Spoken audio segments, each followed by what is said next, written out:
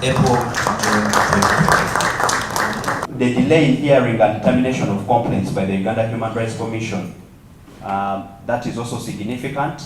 The Uganda Human Rights Commission is set up to ensure that complaints on human rights are received and disposed of in a timely manner. But from the report that they gave, you can see that there is delay in determination of complaints by the Uganda Human Rights Commission. The continued prosecutions under the Computer Misuse Act, CAP 96.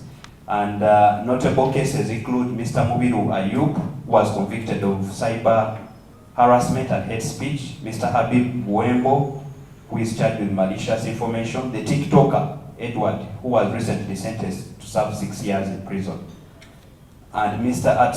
Anderson Borora, charged with malicious information and hate speech. As Uganda Law Society, we have taken a step and we have filed an application before the Constitutional Court to stay the continued prosecution of citizens under the Computer Misuse Act. The issue of freedom of assembly, freedom of association, freedom of the press, we highlight and continue to appeal to government to respect the decision in Mwanga Chivumbi versus Attorney General.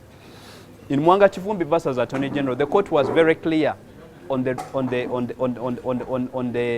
respect for assembly as provided for in the Constitution.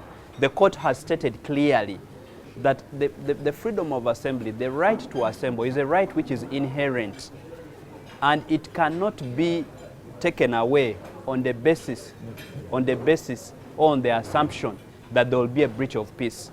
In fact, the court went on ahead to say that if you suspect that there is a breach of peace, then go ahead and protect the public. Number two, the court also stated that you cannot be able to say that therefore these people cannot enjoy their rights because they are political, and therefore that should be used as a basis to deny them their right to assemble. The courts have been clear that we must continue to protect the right to freedom of assembly. We must continue to protect the right to freedom of association.